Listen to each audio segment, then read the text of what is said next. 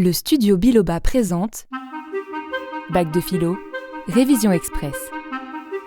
Bonjour à tous, dans cet épisode, nous allons parler de la conscience. Et comme pour chaque notion qu'on vous présente ici, vous en avez l'habitude maintenant, je vous propose de commencer par évoquer un film. Et j'ai choisi Blade Runner, sorti en 1982.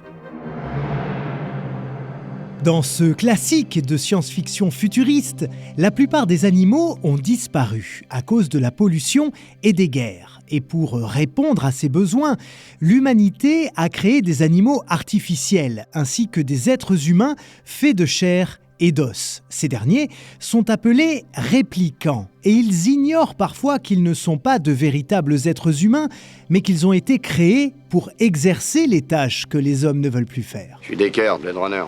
V2 6354. Vérifiez mon code. Attendez, je vérifie. Dans ce film, Harrison Ford interprète un policier dont la mission est de mettre hors circuit, c'est-à-dire de tuer les réplicants en situation irrégulière. Le problème, c'est qu'il est très difficile de les différencier des véritables humains.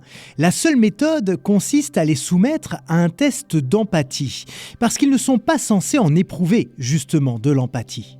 Blade Runner vient donc volontairement troubler le spectateur et poser des questions sur ce qu'est l'humanité. Les réplicants sont en effet présentés comme n'ayant pas d'empathie ni de conscience morale, mais pourtant les plus évolués d'entre eux semblent parfois éprouver des émotions.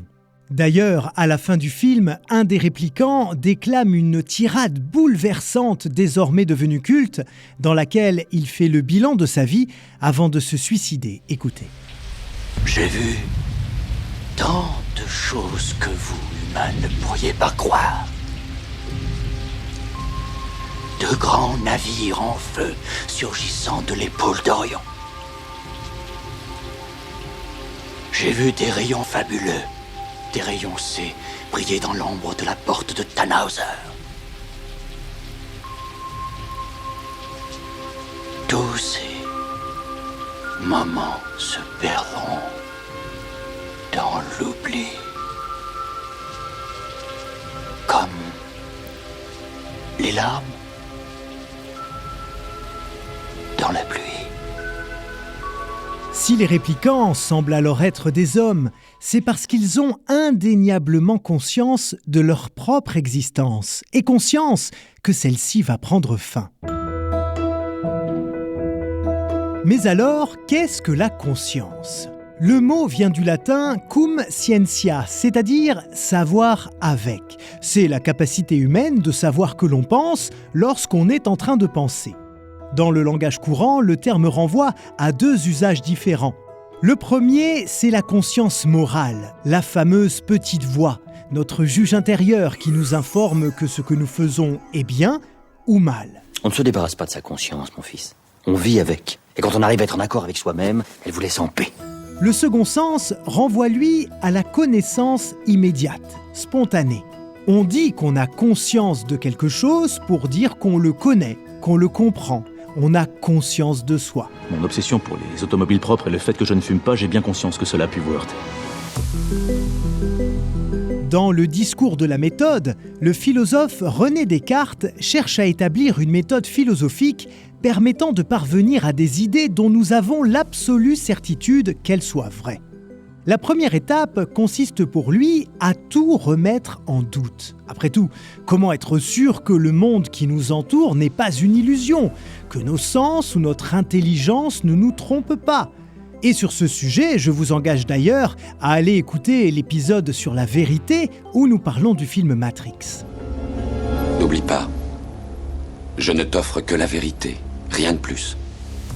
Une seule connaissance ne fait donc l'objet d'aucun doute. Je sais que j'existe car j'ai la capacité de penser. Je pense, donc je suis. La conscience de soi est donc tout d'abord la conscience d'exister, d'être quelqu'un de singulier, d'être moi, vous, eux. L'homme est un être conscient tout simplement parce qu'il est capable de dire « je ». Je pense que t'es un ouf, toi, un ouf malade. Pour le psychanalyste Sigmund Freud, la conscience n'est que le 10e de l'appareil psychique. Pour lui, l'homme est considérablement influencé par un inconscient composé de pensées et de désirs inassouvis.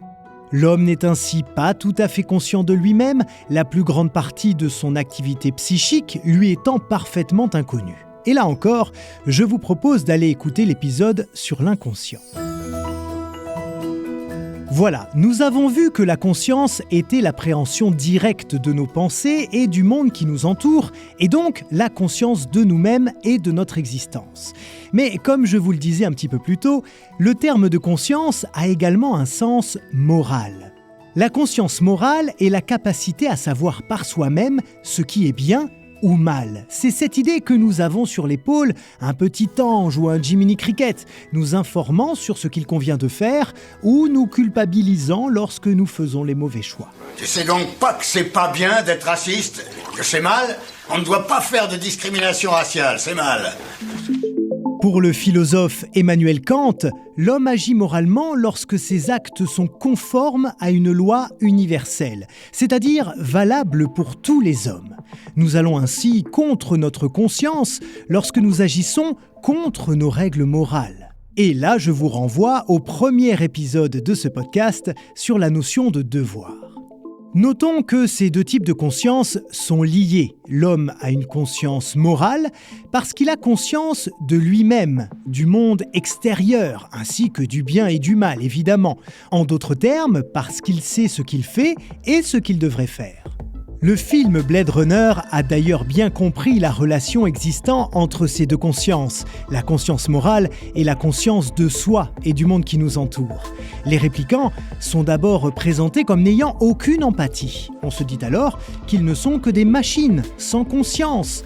Mais progressivement, le doute s'installe jusqu'à cette scène finale où un réplicant choisit contre toute attente de sauver la vie d'un homme qu'il souhaitait initialement tuer et raconte avec émotion toutes les belles choses qu'il a pu voir pendant sa courte existence. Pendant ces quelques instants de grâce, le réplicant semble alors plus humain que jamais parce qu'il a conscience de lui-même, ainsi que du bien et du mal. Il est temps de mourir. Et voilà pour ce nouvel épisode. Un grand merci pour votre écoute. Surtout, n'hésitez pas à le partager à tous vos camarades qui sont en train de réviser fébrilement en ce moment même. Et à très bientôt.